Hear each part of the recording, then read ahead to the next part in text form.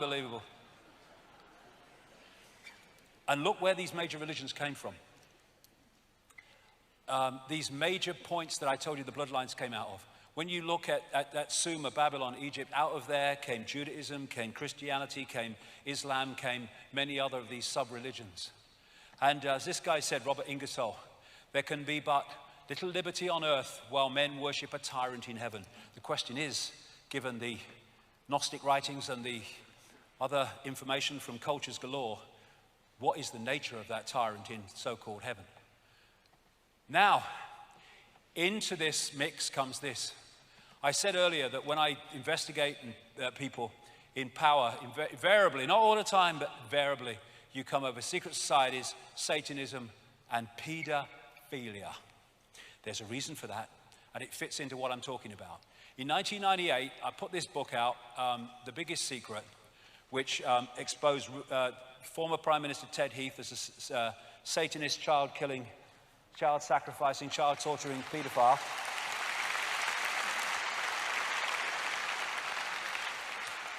And Lord McAlpine, too. Nobody said anything. A journalist read the passage to Ted Heath days after it was published. Nothing happened. Why? Because it was true. And when Lord McAlpine was suing all and sundry for not naming him, hundreds of thousands of pounds for BBC, didn't name him. Hundreds of thousands of pounds, ITV, didn't name him. Goes for the speaker's wife. Goes for some comedian on the friggin' Twitter. In my book, I said what he was. And on my website, again, while he's suing all and sundry for not naming him. And now it's blowing fricking open, and they are desperately trying to put the lid on.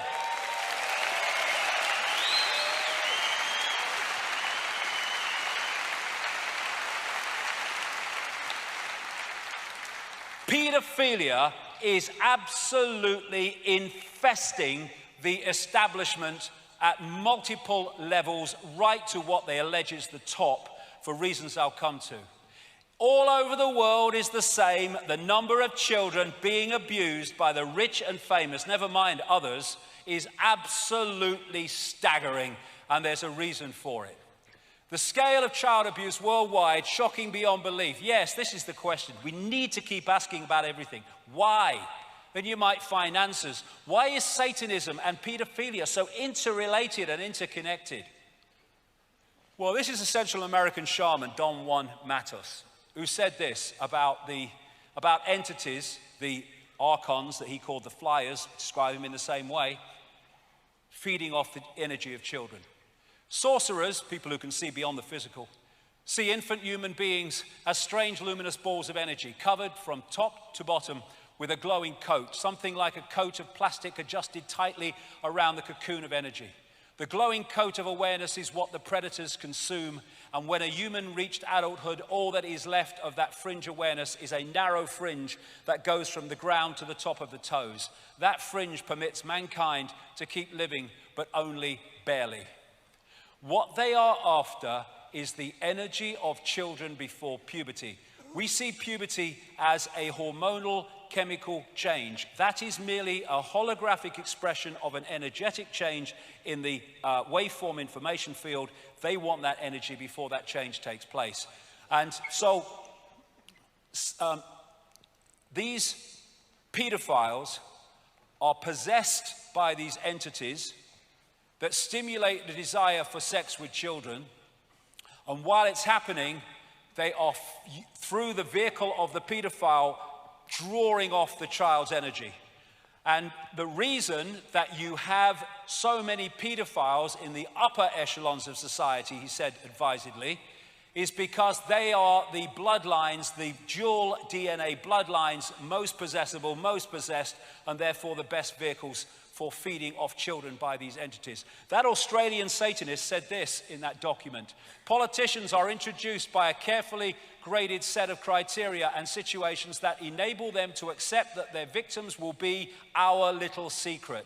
Young children sexually molested and physically abused by politicians worldwide are quickly used as sacrifices. In Australia, the bodies are hardly ever discovered, for Australia is still a wilderness. And this is what is going on. This is what Ted Heath was doing. And this is why this guy got away with it all those decades. He was supplying children to the rich and famous, and if he went down, they all went down. That's why he was never prosecuted, even though they knew what he was doing. He is a doorway to the cesspit because he was the doorway to so many of the rich and famous, the archontic hybrid bloodlines that were feeding off the energy of children thanks to him. Daily Express, Jimmy Savile was part of a satanic ring, stands back in amazement. Of course, because they're interrelated. Knighthood from the Queen, she didn't bloody know. Come to that in a minute. Knighthood from the Pope, no need for amazement. Roman Catholic Church, and I tell you what, the reason he became the first Pope in 600 years to resign in office will be shown eventually to be related to this subject, among others. So, we've got all these kind of pedophiles, famous pedophiles. Thomas Hamilton, the guy who killed all those kids in Dunblane, he was a pedophile and supplier of children to the rich and famous in Scotland. Ted Heath, I talked about. George Bush, will come to him. Kissinger. And this man, Lord Mountbatten, member of the royal family, of course, inner royal family, was a known paedophile.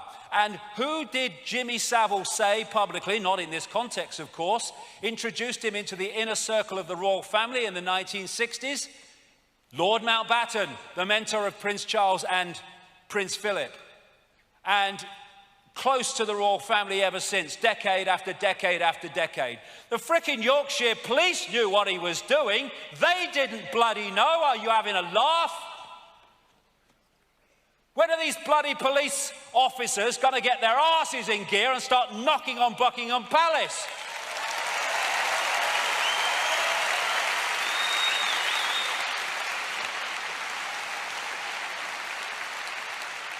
Why was record-breaking paedophile and child procurer Savile an inner circle royal buddy for decades? I knew about him in 1998 when a close friend of Diana for 9 years before they fell out, called Christine Fitzgerald, told me all about him and his necrophilia, sex with dead bodies, death cult. That's why he volunteered to be a porter in a hospital, so he got to the mortuary. And she said Diana thought he was a sleazy man. She couldn't stand him. But he said, when asked, why are you on the inner circle of the royal family? I get things done and I work deep cover. Bloody hell he did. Bloody right he did. And that's why his back was always covered. Who, what, where, when, and with whom? The reason they're desperately trying to put the lid on this is very simple. When the truth comes out about all this, the political and royal establishment will collapse. That's why they're trying to do it.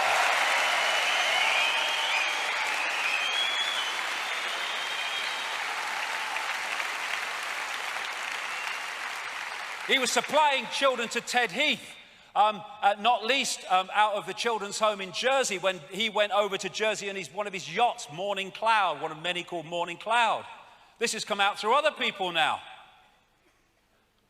And even the bloody Daily Mail accepted at one point, when all this was breaking, that Margaret Thatcher knew that there was a paedophile ring, or at least paedophiles in her inner circle, and she did nothing. Who was a close friend of Margaret Thatcher? Jimmy frickin' Savile.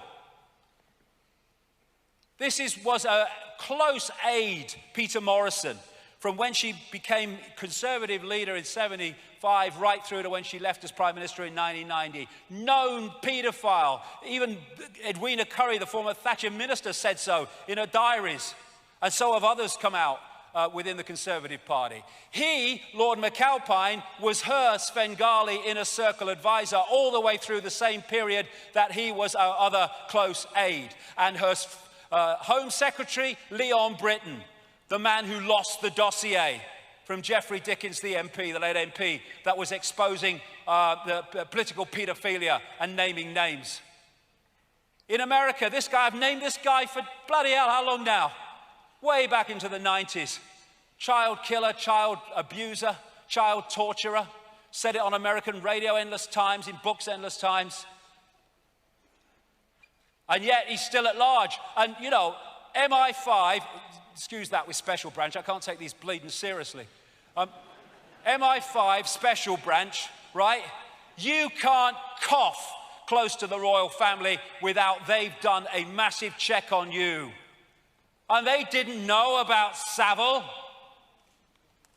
the NSA, the CIA. They don't know about Bush and all the rest of them. What did the CIA do in response to Bush being a child killer? They named their headquarters after him. Here you go, this is the Political Pedophile Investigation Squad.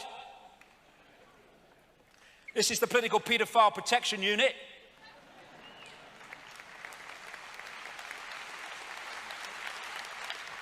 And we keep coming back to the big picture. These are protected because pedophilia has to be protected because of its energetic significance to that which controls the system from the unseen. So Jeffrey Dickens, he had this dossier which he gave to this guy. He's a nice bloody man, isn't he? Now, one of my sources was Andrea Davison. She was a lady that represented the abused at the North Wales inquiry, care home inquiry. Care home, what a joke. And she worked, was an operative within British intelligence. I met her in the 90s. Lovely lady. And she's now on the run in South America because they fitted her up for a crime that appears not only she didn't do, but actually never took place. And the judge, who in her absence, because she had new people and got her out of the country, the judge that awarded a jail sentence was the lawyer representing the famous names seeking not to be named in the North Wales inquiry, while she was representing the victims, and he never said what his connection to her was when he was the judge making the fricking sentence. And he gave her some of the infamous Dickens dossier with the names on. And her house was raided by North Wales and Derbyshire police, who took it away never to be seen again. It's a massive fricking cover-up. Here you go. Oh, shit, right, usual strategy, order an inquiry and make it, go nowhere, sorted. Except that it wasn't. Here you go. We'll leave no stone unturned except for those with our people underneath.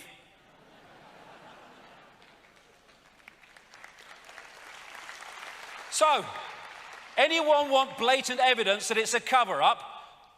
To investigate what happened to the dossier and political paedophilia and Downing Street paedophile rings, they appoint to head the inquiry the sister of Lord Havers, known paedophile, who was the Attorney General who helped to cover up the frickin' paedophilia in politics at the same time that he was Home Secretary. 60 million people, and that's all they can bloody come up with. And then when a lot of us who kind of understand this started putting out the fact that this was all going on, Daily Mail, to their credit, picked it up and made a big splash about it. She had to step down. And so who did they say in her place? The Lord Mayor, Fiona Woolf, 60 million bloody people plus, and they can't find anyone that doesn't live in his frickin' street and has dinner with him. What?